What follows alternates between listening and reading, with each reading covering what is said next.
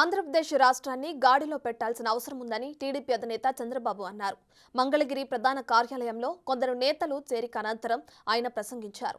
తాను 45 ఏళ్లుగా రాజకీయాల్లో ఉన్నానని, ఇంత దారుణమైన సీఎంని పాలనను ఎప్పుడూ చూడలేదన్నారు చంద్రబాబు. ప్రస్తుతం ఏపీకి 12 లక్షల కోట్లు అప్పులు తీసుకొచ్చారని, అయినా అభివృద్ధి కుంటుపడిందన్నారు. ఎమ్మెల్యేలను బదిలీ చేయడంతో ఎలాంటి లాభం ఉండదన్న చంద్రబాబు అన్ని సర్వేలు వైసీపీకి వ్యతిరేకంగా చెబుతున్న విషయాన్ని గుర్తు చేశారు.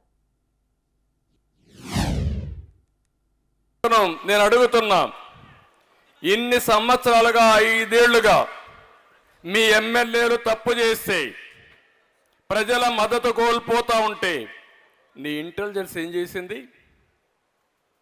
ఎప్పుడైనా పిలిపించి ఒక మాట మీరు మాట్లాడారని అడుగుతున్నా. చూసారా? ఎప్పుడైనా మాట్లాడారైనా? ఎవరన్నా దండించాడా? తప్పని చెప్పాడా? ఈయనకి దొరికింది ఈయన దోచుకున్నాడు, వాళ్ళకు దొరికింది వాళ్ళు దోచుకున్నారు. ఇప్పుడు అంటున్నాడు వీళ్ళకందరికీ సర్వేలు చేశా, వీళ్ళందరూ లాభం లేదని.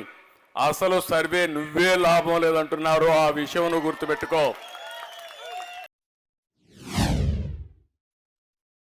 అంటే కోర్టులు ముట్టికాయలు వేసే పరిస్థితికి వచ్చింది. ఈరోజు కూడా సుప్రీంకోర్టుకు వస్తే మళ్ళా ప్రయత్నం చేస్తే చాలా స్పష్టంగా చెప్పి ఏప్రిల్ తర్వాత మాట్లాడతామని. ఏప్రిల్ తర్వాత ఈయనుండడు, మళ్ళా తెలుగుదేశం వస్తుంది. నువ్వు చేసేది ఏమీ లేదు. నువ్వు రాజధాని మార్చలేవు, నువ్వు విశాఖపట్నం పోలేవు, కానీ విశాఖపట్నంలో ఉండే ప్రజల్ని మోసం చేయడానికి ప్రయత్నం చేశావు. అది దారుణం అని చెప్పి నేను మీకు తెలియజేస్తున్నా. అంటే అసాధ్యమైన పని తెలిసి, ఏ సాధ్యం కాదని కూడా తెలిసి వందల వేల కోట్ల రూపాయలు లాయర్లకు డబ్బులు ఇచ్చి ప్రజాధనాన్ని, ట్యాక్స్ పేయర్స్ మనీని దుర్వినియోగం చేసే పరిస్థితికి వచ్చాడు. అదే బాధ అని చెప్పి నేను మీకు తెలియజేస్తున్నా. నిన్న ఒక 27 మందిని మార్చాడు, మొత్తం 38 మందిని మార్చానంటున్నాడు, వేసానంటున్నాడు. దీంట్లో ఎవరు వీళ్ళంతా?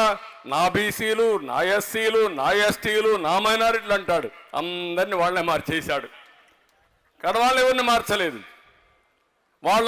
వాళ్ళంతా కూడా మొన్నటి వరకు ఏమంటున్నాడు?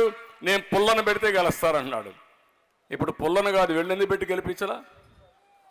సమాధానం చెప్పండి. అంటే ఇవన్నీ కూడా మనం చూస్తామంటే ఓసారి అనిపిస్తుంది, ఒక అవగాహన లేని వ్యక్తి, రాజకీయాలను పూర్తిగా అపవిత్రం చేసిన వ్యక్తి, రాజకీయాలను అపహాసం చేసే వ్యక్తి, మంచి చెడుకు వ్యత్యాసం తెలియని వ్యక్తి. ఇది మంచి ఇది చెడు ఏమీ తెలియదు, ఆయనకు ఒకటే తెలిసింది, ఏది దొరికినా దాన్ని మొత్తం కాజేయడం. బకాసురుడు మారిగా ఉన్నాడు.